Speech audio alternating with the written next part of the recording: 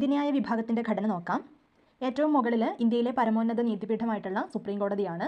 Indian ഭരണഘടനയുടെ സംരക്ഷകൻ, കാവൽക്കാരൻ എന്നൊക്കെ അറിയപ്പെടുന്നത് സുപ്രീം കോടതിയാണ്. സുപ്രീം കോടതിയുടെ തീരുമാനങ്ങൾ രാജ്യത്തെ എല്ലാ കോടതികൾക്കും ബാധകമാണ്. സുപ്രീം കോടതിയുടെ തീരുമാനങ്ങൾ രാജ്യത്തെ എല്ലാ കോടതികൾക്കും ബാധകമാണ്. ഹൈക്കോടതി ജഡ്ജിമാരെ സ്ഥലം മാറ്റാൻ കഴിയുന്നു. രാജ്യത്തെ ഏതു കോടതിയിൽ നിന്നും വ്യവഹാരങ്ങൾ സുപ്രീം കോടതിയിലേക്ക് മാറ്റാം. രാജ്യത്തെ ഏതു കോടതിയിൽ നിന്നും വ്യവഹാരങ്ങൾ സുപ്രീം കോടതിയിലേക്ക് മാറ്റാം.